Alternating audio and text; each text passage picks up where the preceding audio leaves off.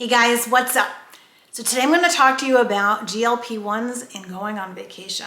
I know this is something I get asked a lot and people wonder, should I take my GLP-1 before I go on vacation? Should I skip a dose? How do I enjoy my vacation if I can't really eat too much? I know it can get super tricky in terms of the timing. Do I even take the GLP-1 with me on vacation? So I'm going to get into all of that because I just got back from my first vacation using a GLP-1.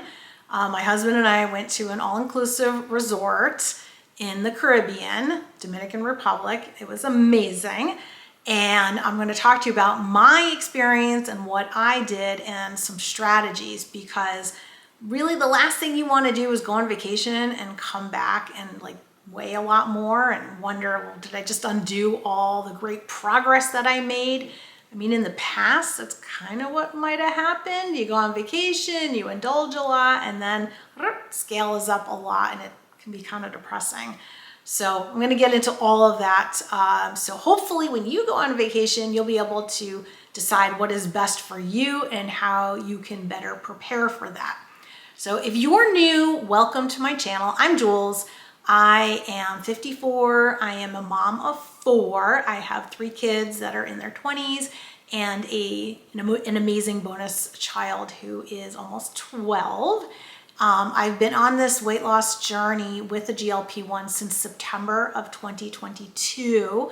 I've now been maintaining about 113 pounds for 2 years now.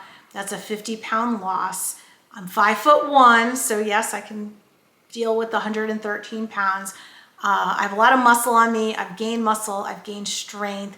And yes, you can gain muscle and strength while in a calorie deficit. And I have some videos on that. And I will be coming out with more as well. I know that's a big question. So that's a little bit about me. So again, just went on vacation, came back. I'm going to tell you what my results were, what I ate, how I handled things. But I know that the question of, do I take my shot before? Do I get all that suppression? And then am I going to enjoy my vacation? Am I going to enjoy the foods? That's like a huge thing. So my personal philosophy is this is a way of life for me. And I want to be able to eat, but I also want to not get crazy, and I don't want to have those cravings or food noise coming back. And I'm a creature that is very consistent with whatever it is I do. I want to be consistent because I know at the end of the day that consistency is going to win. It's the ups and downs, the inconsistencies, the all or nothings, the blacks or the whites. That's the mindset I'm shifting away from, because I am that all or nothing person. I'll go all in and do something, or I'm not in at all. And those extremes are not a place to live in. It's not healthy to live in such extremes. So for me personally, I just want consistency across the board. The way that I view food is I enjoy it. I certainly do. And there's foods that I really like more than others and whatnot. But it is a way to nourish my body, to give me the energy physically, mentally, emotionally, to carry on my life and enjoy other things. And I enjoy other things outside of food as well. So my decision on going when I went on vacation was, it happened to be shot day that morning that we left for the airport. So that's what I decided to do. Take my shot that morning as regularly scheduled. We were only gone for a week, so I didn't need to take it with me. If I was going on a very long or extended vacation, I would take it with me. And there are travel packs. If you're going to travel with a pen or a vial, you can get something real easy off of Amazon where you can keep it cold and you can take it through TSA. They've seen it a lot. It's not a big deal. People who take insulin through as well do the same thing. So there's methods that you can use to take it with you. There's no reason to leave it at home because you're afraid that TSA is going to take it or whatever. They won't. And you can keep it cool as well. So I took mine the morning of, and I knew that was going to get me through the week. And again, my philosophy was, I know I'll be able to eat, but it's still going to limit what I'm eating, and I was okay with that because I could still indulge in some of the foods that I wouldn't normally have. It wasn't all inclusive, so I knew going in, I wanted to try all of it. I mean, there's the buffet, and then they have all the type restaurants, right? They got the Japanese, the Italian, the Mexican, the French. I'm trying to think of all of them. And yeah, we went to all of them. We tried them all, and I felt fantastic being able to try them all. Now, there was in the buffet, they had some really, really good foods there, and some things that I wouldn't normally have in my home life. And my headspace was, all right, if I come home, a few pounds up, I'm okay with that because I know how to get it off, or it could be water weight or whatever. Plus it's vacation. So I wanted to give myself some flexibility. And I knew that getting back into my regularly scheduled programming at home was not going to be an issue for me. So I don't want to gain weight, but if it happened, no big deal, right? So that was my space coming in. I planned it ahead of time, because if you don't plan it ahead of time and you don't go in saying, okay, it's okay if I'm up a few pounds, I know how to get it off, and it just takes you by surprise, wow, that could be kind of depressing and put you into a spiral, and you don't want that to happen. So at least if you plan ahead and you know what to expect, you know how to handle it on the other side of it, and you know what you're going to do. So there was a meal though that I had, and even now, this far into the journey, I did indulge, and there was a lot of like higher fat fried foods. It was more, Spanish style Mexican, and it was really, really good. However, the next morning I absolutely felt it, and not to be TMI or anything, but I literally could not stay out of the bathroom for a couple of hours, and I was like, oh my God. So duly noted, if I'm gonna do that, I can't do it to the same quantity, but I'm not gonna forget that experience because it was not very comfortable. So what I did the rest of that day, I knew that I needed to hydrate a lot more. So I drank a lot more water. I chugged a lot more water to keep my energy level up. And I kind of gave my stomach a rest in the morning. I didn't have breakfast. I just wanted it to rest. But, I did have lunch, and I had dinner as well, and just stuck to some more basic foods that I knew would sit well with me. Issue resolved. Wasn't a problem after that. So even I'm still learning on this journey so far in. So I wanted to share that with you. So the other thing in terms of, keeping an eye on your weight and where you are if you're on vacation or what you're thinking about, at least for me, I weighed myself on the morning before I left. So I knew that there wasn't a scale where I was. So I wasn't weighing myself on vacation, and that was fine. But I kind of know how my clothes are fitting because I do wear fitted clothes. If you're only wearing like elastic bands, you're never gonna know. Or workout clothes, it's kind of hard to know like what your body's doing.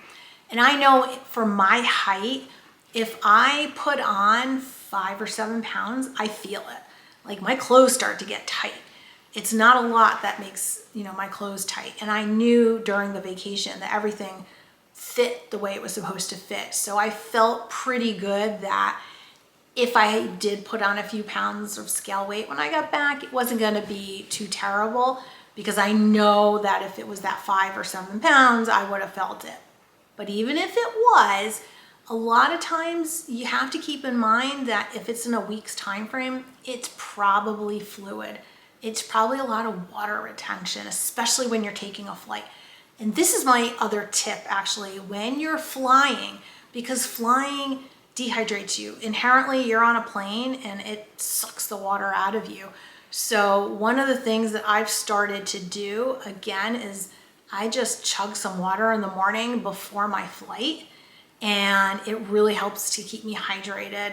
And I've done that for vacation. I've done that from business travel, going to and from, do the same thing. And it works really well. It also really helps to combat fatigue, because I used to get off a plane and be so tired. I'm like, why am I so tired? I wasn't doing anything. I'm just sitting on a plane for a few hours. But, and I'm sure it probably happened to you. Let me know in the comments if that's happened to you. I'd just be curious. But now that I just, and when I say chug water, I mean 20 to 30 ounces of water. That's how much I drink. And it really helps to combat the fatigue. So that's another win for the water. So to conclude, going on vacation, it doesn't have to derail all of your efforts that you've put in, but you do need to plan. So you do need to plan. If you're not going to take the shot because you want to eat more, then plan for that. And know that if you eat more, you could put on weight, but have a plan at the end. Have a plan when you get home as to getting back to your regular schedule, your regular, shots and your food plan and all the things that you normally do day to day, but plan it out and expect it. And it's okay if you want to stick with your GLP-1 shot as well and continue that, then stick to that plan. And I think that's a great plan because that's what I did. But whatever decision you make, just make a plan. I think that's the key. Make the plan, make a plan for when you're home, what you're going to do. And again, it's consistency over the long run. So 1 week out of your life is really not going to derail you. It's not going to change much. Even if you decide not to take your shot and you kind of go all out. Now, again, when I was on vacation, I didn't drink because I haven't had alcohol since like a month or two after starting a GLP-1 back in 2022. And those are tons of calories that are easily avoided. So I didn't drink any alcohol. I also did not have any desserts because I also haven't had any added sugar since then. And I am the queen of chocoholic, sugar, pre-GLP-1. I had to have a dessert every single night after dinner. I looked forward to it. I craved it. I had to have it. So for me not to have sugar, that is huge. If you are a sugar addict like I used to be, and now you're looking at me going, well, how does she do that?